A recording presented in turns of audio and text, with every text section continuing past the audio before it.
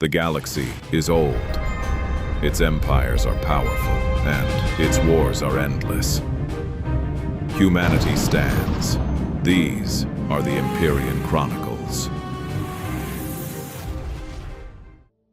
The pit. The cage dropped without warning. One moment, Sergeant Dara Okafor was standing in a holding cell with bare metal walls and recycled air that smelled like copper and something organic she didn't want to identify. The next, the floor lurched and fell, and she was dropping through a shaft of pale violet light with her stomach somewhere behind her. She hit the sand hard. Both feet, knees bent, roll. The impact jarred up through her shins, and she came up already scanning. The arena was enormous. A bowl of dark stone maybe 200 meters across, with tiered seating carved directly into the rock. The ceiling was open to a sky the color of a bruise, purple-gray, with two pale moons sitting low on the horizon, one of them half-shadowed.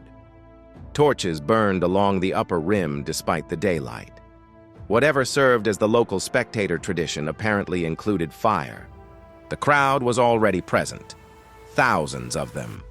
The Vrak filled the tiers in dense clusters, their carapaced bodies overlapping at the shoulders, their forward-facing eye clusters gleaming with reflected torchlight. They moved in a way that reminded Okafor of water shifting in a bowl, not individually, but as a mass. A single inhaled breath of attention directed down at her. She was still in her fatigues. No boots. They'd taken those in the holding cell. No belt, no weapons, nothing in her pockets. They'd left her the clothes on her back and, presumably, her life, though she suspected that was temporary. The sand under her bare feet was fine and deep red. She didn't look at what was mixed into it. She used the first 30 seconds to do what she'd been trained to do in any new environment: read it. The arena was roughly circular. The wall was dark basalt or something close to it, about 4 meters high with a smooth face that offered no purchase for climbing. The seating above the wall was set back another meter on an overhang, so even reaching the top of the wall wouldn't get her to the crowd level. The sand was deep. Her feet sank 2 centimeters with each step, which would slow her and slow anything chasing her equally, though a heavier creature would sink more, and that was something to remember. The gates were visible on 2 sides, both closed, both built heavy and counterweighted. One was large, twice the height of a standard doorway, wide enough for something substantial. The other was smaller and recessed, probably a staff entrance, probably locked from the outside. She noted all of this and filed it. She also noted that there were no weapons visible in the sand, no bones from prior bouts, no debris, nothing that might serve as improvised equipment. The arena was maintained. Someone cleaned it between events, which meant the Vrak running this operation were experienced and methodical and had thought through the obvious countermeasures. That was useful to know. Experienced and methodical meant predictable in certain ways. It also meant they were going to be very confident about what came through the large gate, because confidence was what experience produced. She made a decision in those 30 seconds. Whatever came through that gate, she was not going to run from it. Running was what the arena was designed for. Wide enough that flight was possible. Curved walls that directed a fleeing creature back into the center. Sand deep enough to slow but not stop. The whole structure was optimized for pursuit, and she had no intention of cooperating with the optimization. She put her back to the wall nearest the small gate and watched the large one. A voice came from somewhere above, an amplified version of the chittering Vrak speech she'd been listening to for 3 days in captivity, pitched low and slow the way she'd heard them speak when addressing crowds. She didn't speak Vrak. She understood maybe 30 words, gathered from context and repetition during transit. Whatever was being said, the crowd responded. A sound built in the tiers that she felt more than heard, a resonant vibration that came up through the sand and into her feet. She put her back to the wall nearest the small gate and watched the large one. What came out was called in the Vrak tongue a Thresh. Okafor learned this later from a translator. At the time, she had no name for it and didn't need one. What she registered in the first 3 seconds was large, quadrupedal, armored across the back and shoulders with natural plating the color of old bone, and fast. It moved the way big predators moved when they weren't afraid of anything. Fluid, unhurried, covering ground with an efficiency that made the distance between them shrink faster than it looked like it should.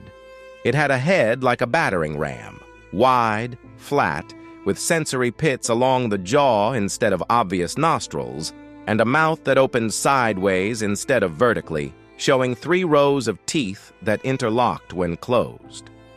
The eyes were set far back on the skull, prey position, not predator, which meant it hunted by something other than vision. The sensory pits, vibration, heat. She couldn't know which at a glance. It weighed, she would later learn, approximately 800 kilograms. In the moment, she estimated larger.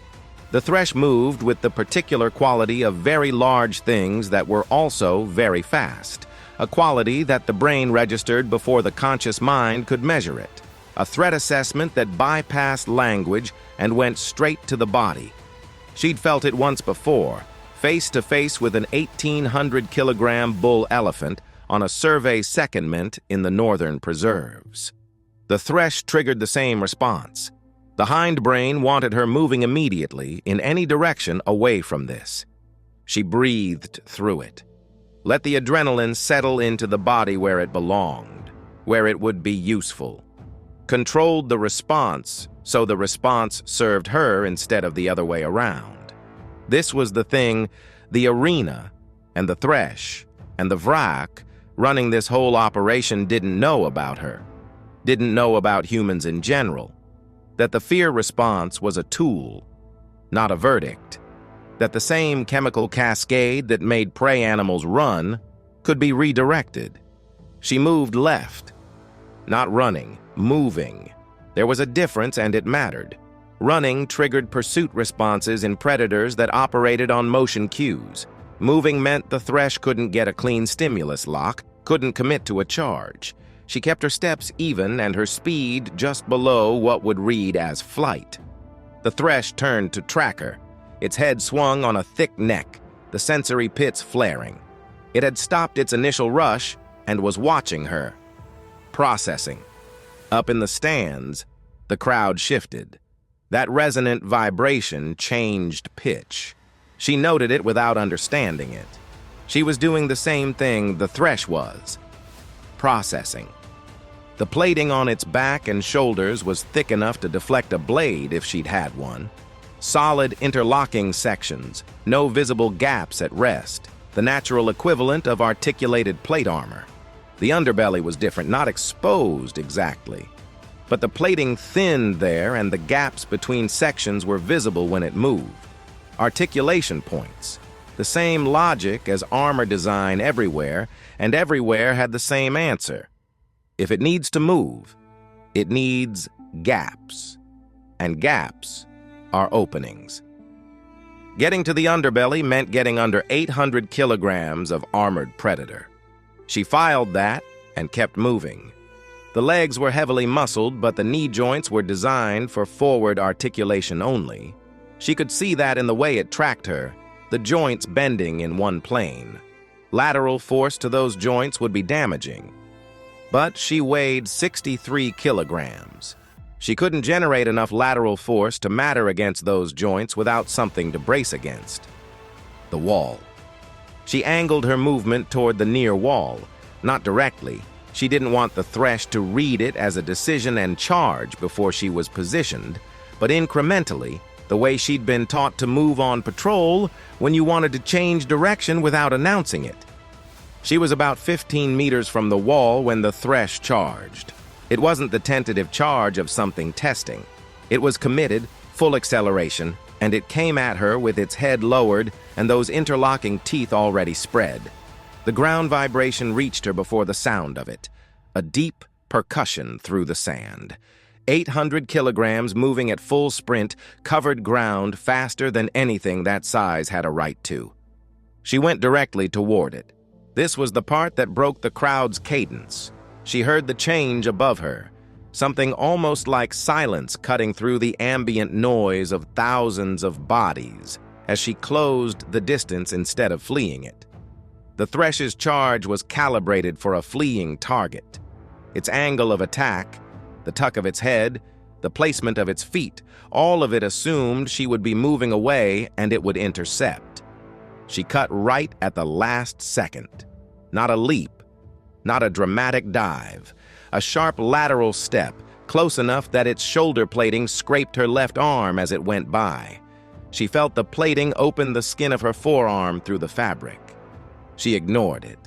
She caught its rear leg as the momentum of the charge carried it past her, grabbed the ankle joint, and dragged her weight into the animal's trajectory change. The Thresh was already trying to course correct, and her weight on the leg compounded the lateral stress on the joint. It didn't go down. It was too heavy and too strong for that. But it stumbled. One foreleg buckled and it caught itself, swinging its head around, and in the second it took to reorient, she was already moving to the wall. 10 meters. 8. 5. She got to the wall and turned with her back against it, and the Thresh charged again. In the frontier of the arena, the fight-keeper Vethsol watched with the stillness that came over him when something in the pit surprised him. He had run this arena for 11 cycles. He had seen 612 bouts. He had watched Thresh take prey in under 30 seconds, and he had watched heavily armed gladiatorial professionals last nearly a quarter cycle against a single Thresh before succumbing. He had seen twice in his career a competitor kill a Thresh with a weapon. He had never seen a competitor without a weapon move toward a charging Thresh. Beside him, his secondary Vreth made the low chittering sound that indicated confusion. The sound was apt. The human was at the wall now. She had moved there deliberately, not backed into it, but chosen it, which was a distinction Vethsol was old enough to appreciate. She was braced against it with both hands flat on the stone behind her, watching the Thresh line up its second charge. The Thresh hit her. Not directly, she moved again at the last instant, that same sharp lateral step, but this time the beast anticipated the movement and adjusted its angle, and the corner of its head plate caught her across the ribs. She went sideways into the wall and came off it immediately, not falling, rebounding, and the Thresh overshot and hit the wall itself. The stone cracked. The Thresh shook its head, dazed, and turned. The human had not fallen. She was bleeding from somewhere above the ear where the wall had caught her on the rebound, and she was holding her left side with one hand, and she had not fallen. Vethsol had seen competitors take a glancing blow from a Thresh at full charge. None of them had come off the wall moving. The soft ones and humans were soft. Nothing in any of their biology reports suggested otherwise. Did not take hits like that and stay upright. Vreth chittered again. Vethsol didn't respond. He was watching. The human was watching the Thresh. She had her back to the wall again, and she was breathing in a pattern that Vethsol didn't understand. Too controlled, too deliberate for someone in her apparent condition. The Thresh was building for another charge, doing the slow sweep of its sensory pits that preceded commitment, and the human was watching it with her hands loose at her sides. "What is it doing?" Vreth said. "Waiting," Vethsol said. "For what?" Vethsol had no answer for that. He watched. The human pushed off the wall and went toward the Thresh again. Okafor's ribs were cracked, possibly 3 of them. The hit had been partially absorbed by the wall. She'd turned into it a fraction of a second before impact, trading a direct rib strike for a wall impact, distributed across her shoulder blade and ribs both. It still felt like someone had swung a steel beam into her left side. Every breath was a negotiation. She categorized the damage and moved on. The ribs weren't going to kill her in the next 10 minutes. The Thresh was. The Thresh was dazed from hitting the wall but recovering. There was a window, and it was closing. The arithmetic was simple. She couldn't outlast it. She wasn't going to find a weapon in the sand. There was no exit she could reach before it caught her. The only option she had was to end the threat. And ending the threat meant getting to the articulation gaps in the underbelly plating, which meant getting under the animal, which meant the animal needed to be low and committed enough that it couldn't simply stand and crush her. She came at it from the left, the side where its foreleg had buckled in the first pass. That joint had taken stress. It was the weakest brace point now. The Thresh saw her coming and committed to a low charge, head almost to the sand, that battering ram's skull aimed at her midsection, the whole of its mass thrown forward. She dropped, not a dive. A controlled collapse, knees to the sand, tucking below the angle of the charge so that the Thresh's head passed over her as it tried to adjust and couldn't. Its momentum carried it forward, and she drove upward as it went. Getting her shoulders under the chest cavity, one arm reaching for the articulation gap she'd identified between the forward and mid-body plating. She found it by feel. Her fingers went in up to the second knuckle, and she pulled. The Thresh's reaction was immediate and violent. It bucked, a full-body convulsion that threw her clear, and she hit the sand and rolled and came up already moving back toward it because a wounded predator that got space was a dead end. She had to stay inside its charge distance.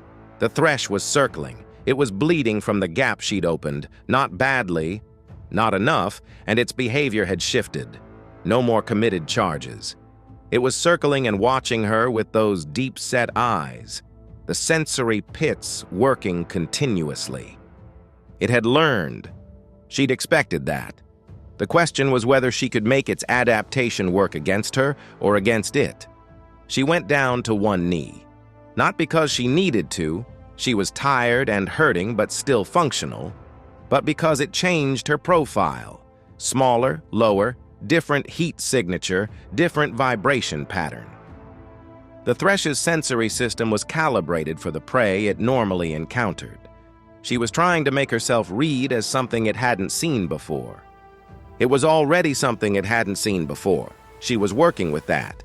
The Thresh stopped circling, its head tilted. The sensory pits flared and held. It was recalibrating, and in the pause of its recalibration it stood with its weight distributed and its head up and its underbelly at a different angle than during a charge.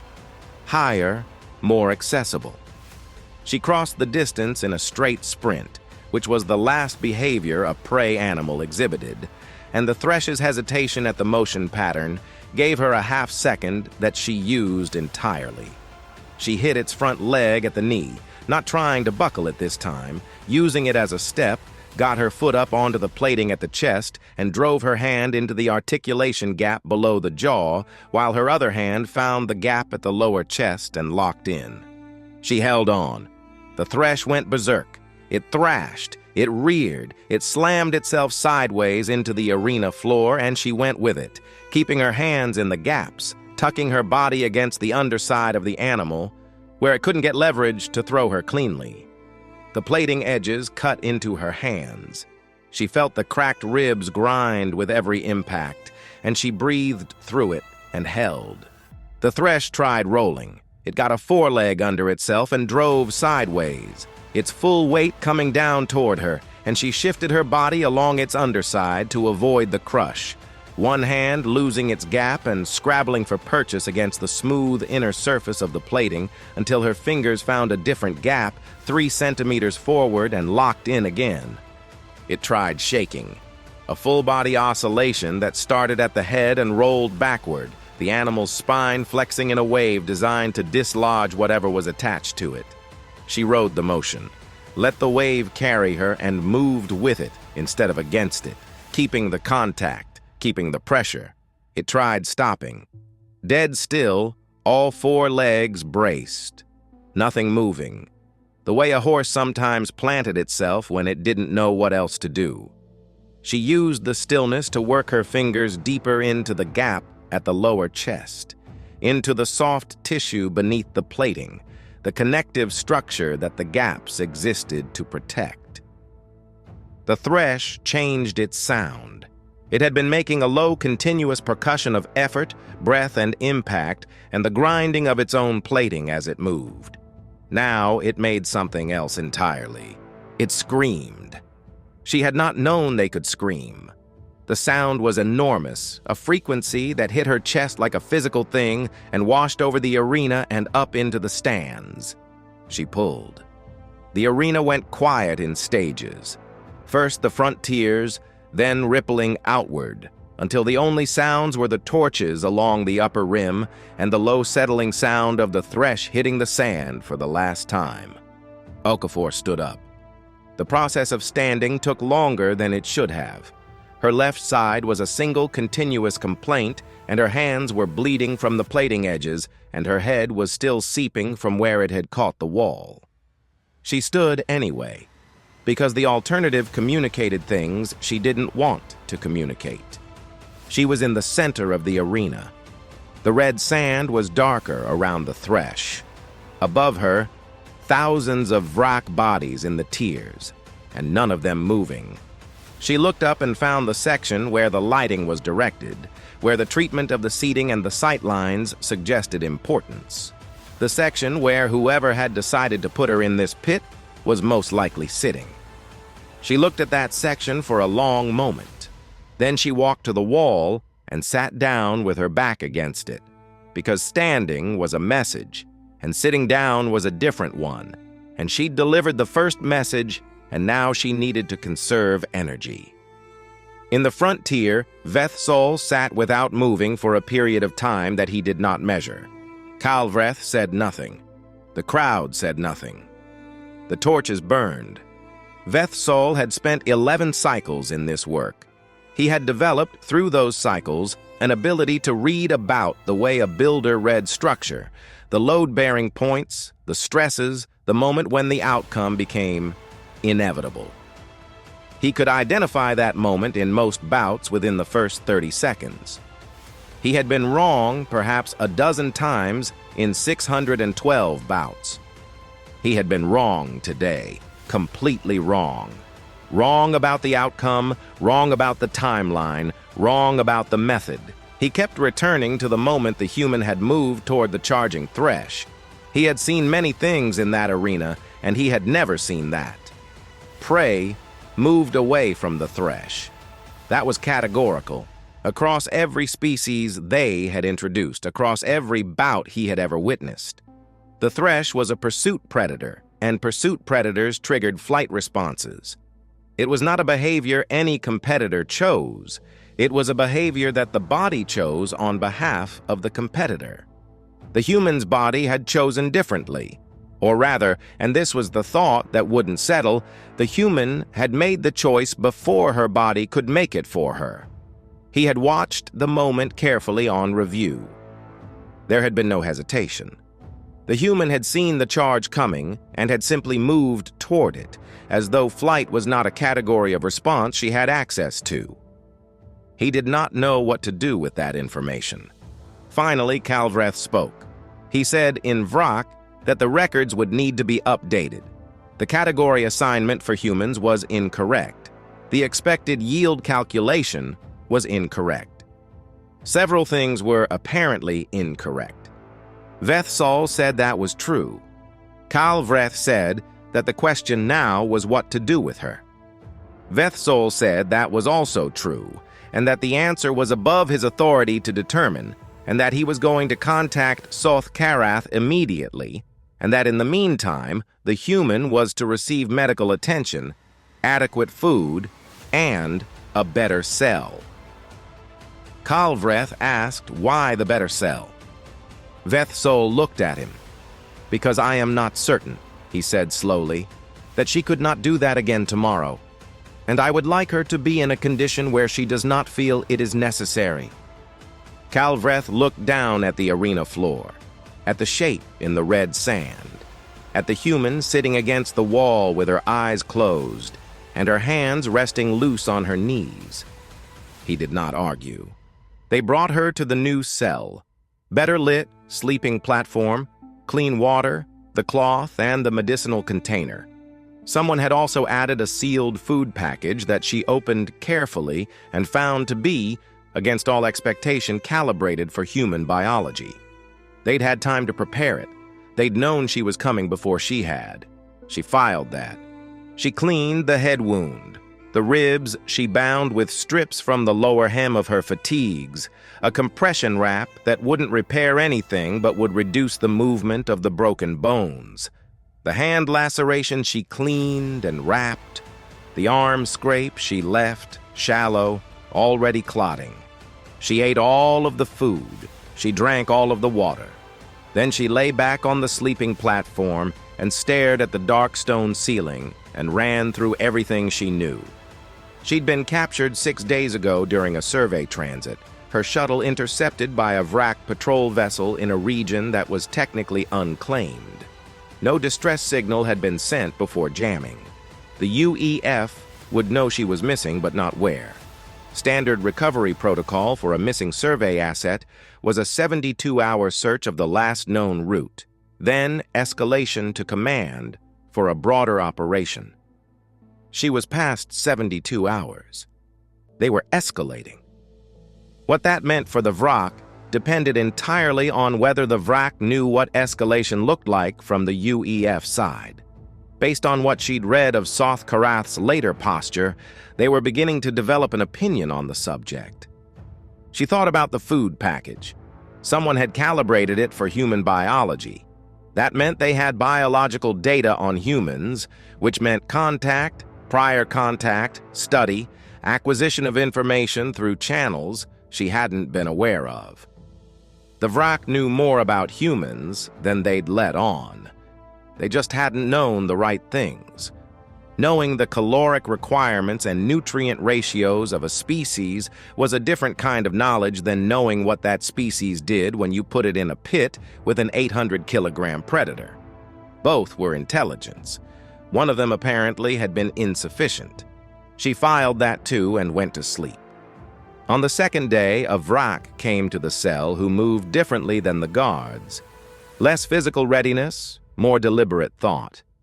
Smaller, with finer carapace patterning across the upper thorax that she'd seen on the administrative personnel during transit.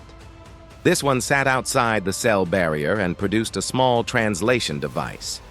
"You are the first of your kind we have hosted," it said. I figured. The Vrak tilted its head. The gesture was becoming familiar. "You were not expected to survive." "I know. The Thresh is a death sentence. It has always been a death sentence for every species we have introduced." "How many species?" she asked. The Vrak considered.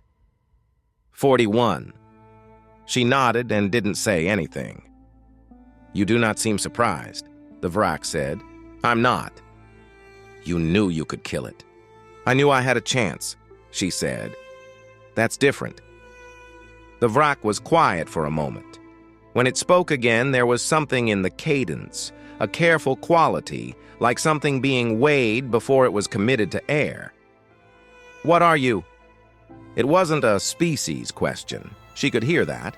It was an attempt to categorize, to find a framework for what it had watched in that arena. "Sergeant," she said. "UEF 3rd Division, 7th Expeditionary, serial number on file." The Vrak absorbed this. "That tells me your designation, not what you are." She looked at the ceiling for a moment. "We come from a world that spent about 4 billion years trying to kill everything living on it. Ice ages, supervolcanoes, ocean acidification, mass extinction events every few 100 million years. Predators that made your Thresh look like something you'd keep as a pet. The whole catalog." She looked back at the Vrak. Everything that survived did it by being harder to kill than whatever was trying to kill it. We're what came out the other end of that. The translation device rendered this. The Vrak was very still. "The Thresh," it said finally. "It was not the first dangerous thing you have faced." My species used to hunt things bigger than your Thresh, she said. On foot, with sharpened sticks, before we had anything better. The Vrak stood. It moved to the barrier and stood there for a moment. Then it said something the device translated with a slight delay, as though it were searching for the right construction in human standard. We did not know. Most people don't, she said, until they do. The Vrak, who came on the third day, was different.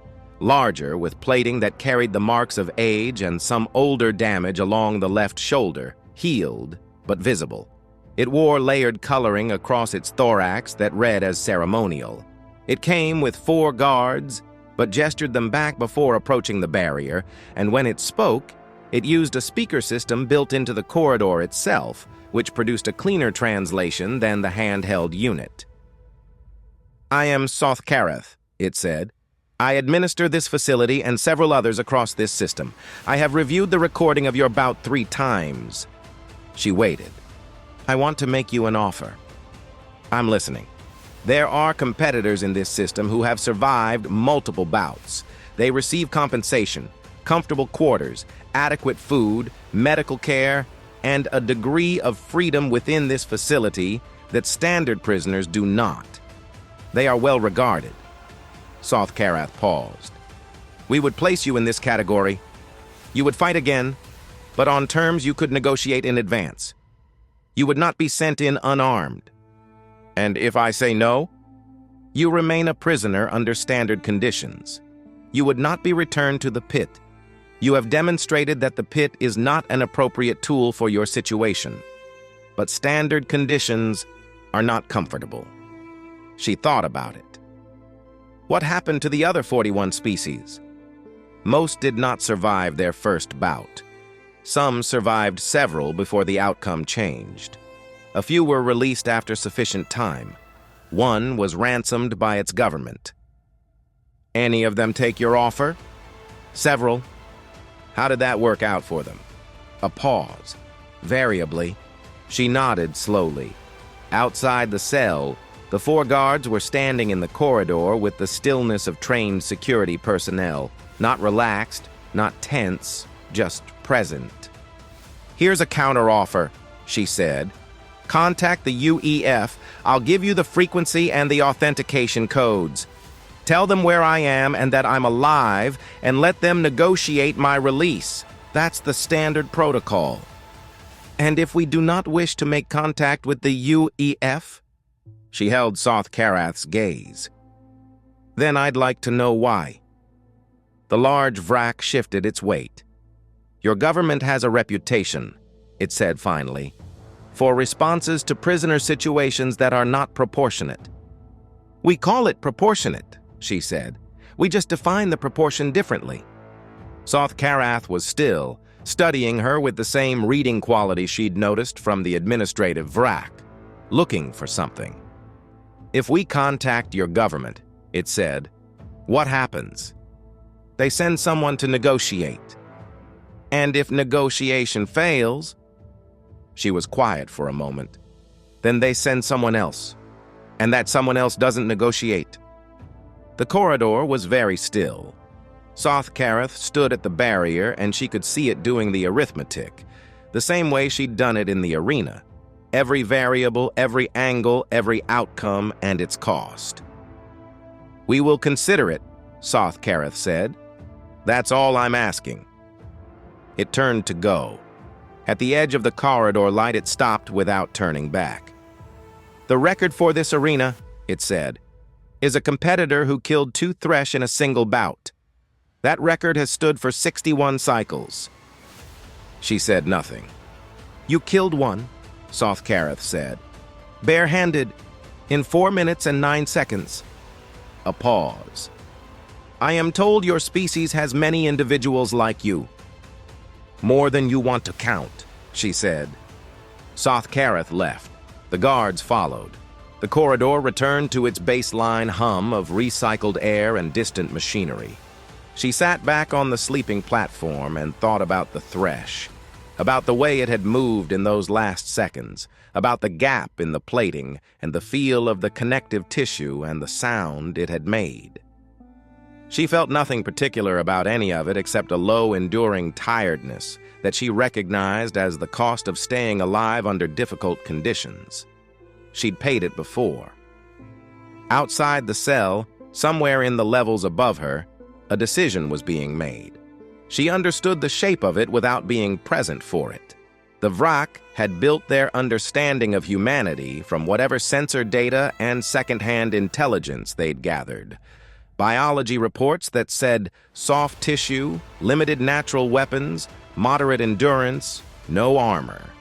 They'd built an expected yield calculation off those reports and fed it into the arena, and the arena had returned a result that didn't fit any of their categories. They were revising. That was the most dangerous moment, when a species that had miscalculated realized the scope of its error and had to decide what to do about it. Some species decided to escalate, to correct the mistake with force. Some decided to withdraw. Some tried to acquire, to turn the thing they'd misunderstood into an asset. Soth Karath's offer was the third option.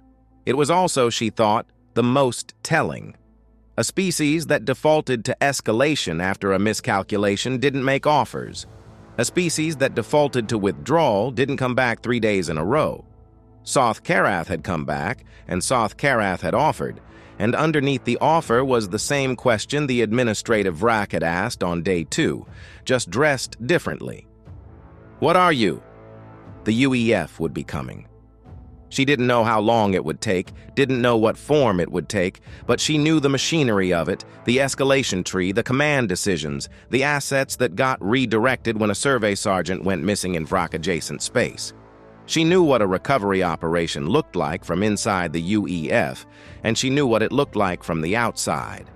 From the outside, it looked like the weather, like something that was coming regardless of what you did, and the only variable was whether you were in a position of negotiating strength or weakness when it arrived.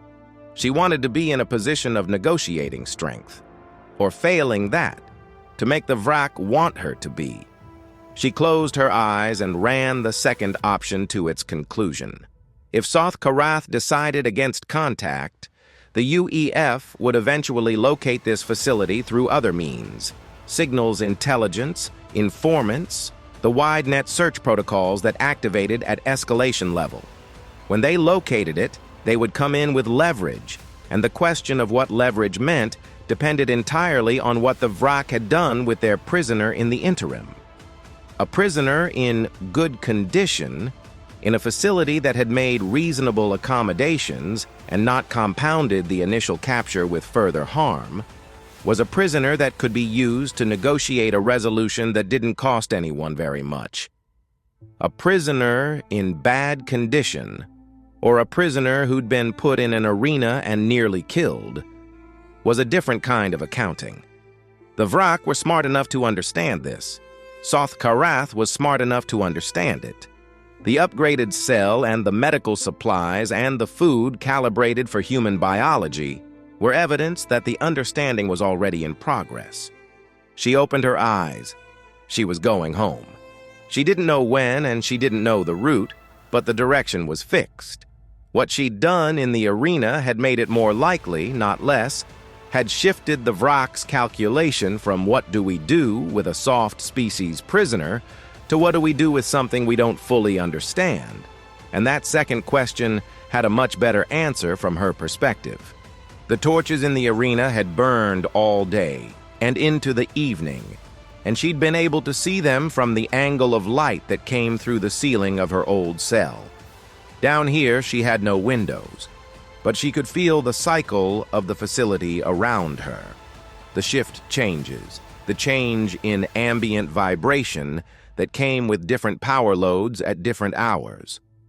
She let the feeling of the facility settle around her and breathed through the cracked ribs and waited. On the fourth day, Soth Karath returned alone. No guards, no secondary. This was itself information.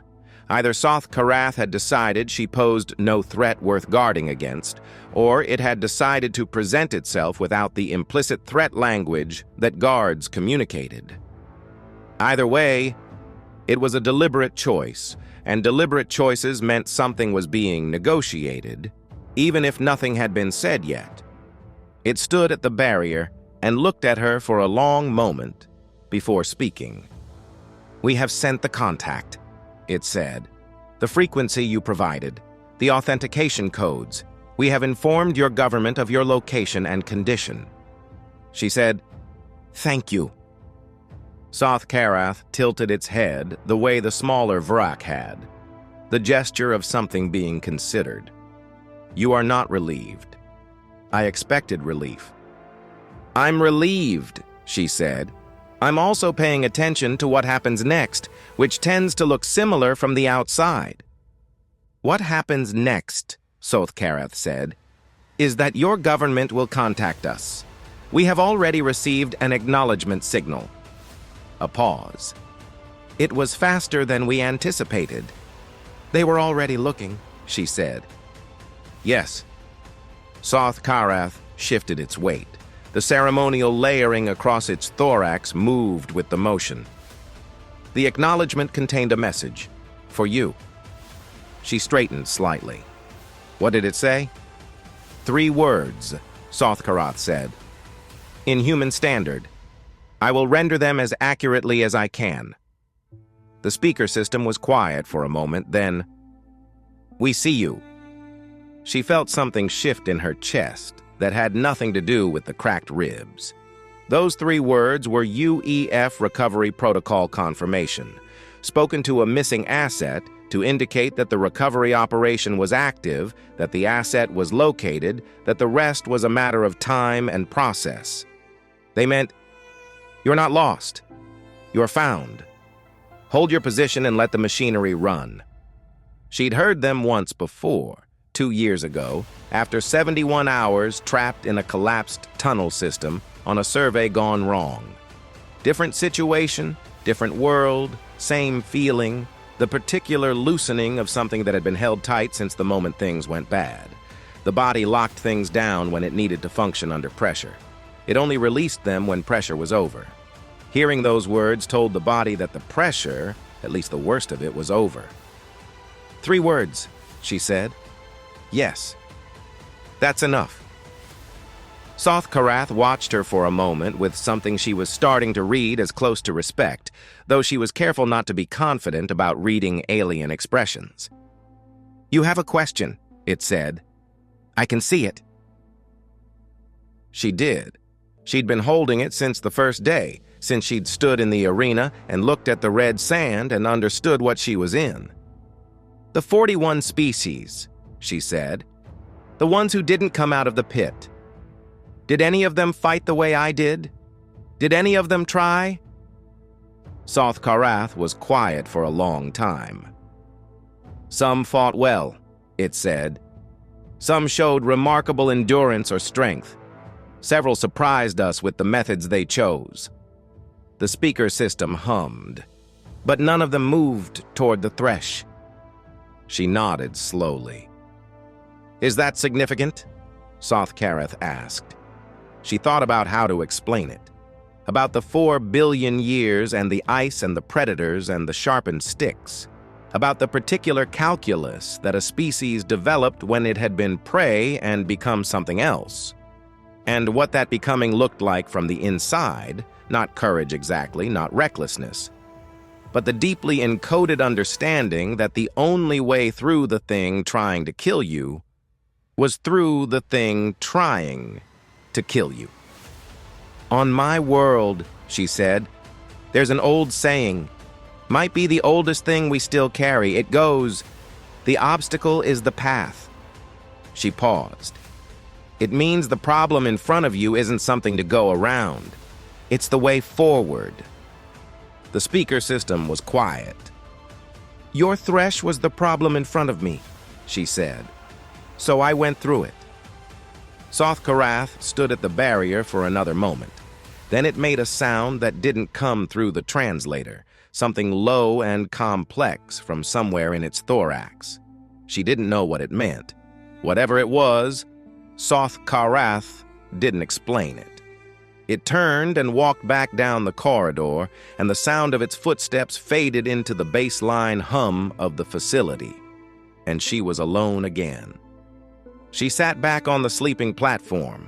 Somewhere above her, the machinery was running. Her people were coming. The conversation between the UEF and the Vrak that had already started would reach its conclusion, and that conclusion would not be war.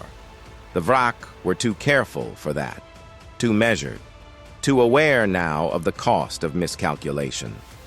It would be a negotiation, and the negotiation would end the way negotiation usually ended, with both sides intact, and something understood between them that hadn't been understood before.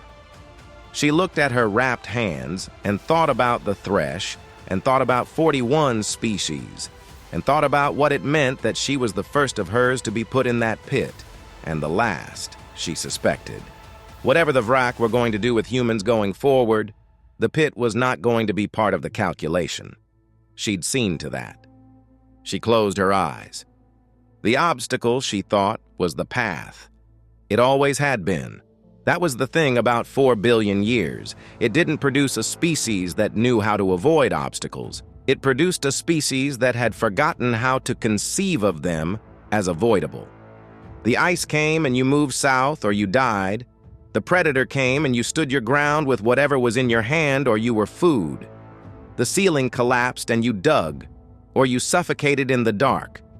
The Thresh charged and you went toward it, because going toward it was the only door in the room, and you had already decided you were going through a door. Soth Karath would tell other Vrak administrators what it had seen. Vethsol would update the records, and those records would be read, and whatever the Vrak had understood about humans before this week would be replaced with something more accurate, something more uncomfortable. The calculation they'd built their expected yield on would be revised, and the revision would be stark, and the stark revision would move through whatever networks the Vrak used to share intelligence, and at the end of that process, humanity would be understood differently than it had been understood before. That was worth something. That was maybe worth the cracked ribs and the cut hands and the sand and the Thresh and all of it. She breathed through the ribs and let the facility sounds settle around her and stopped thinking about anything in particular. Her people were coming.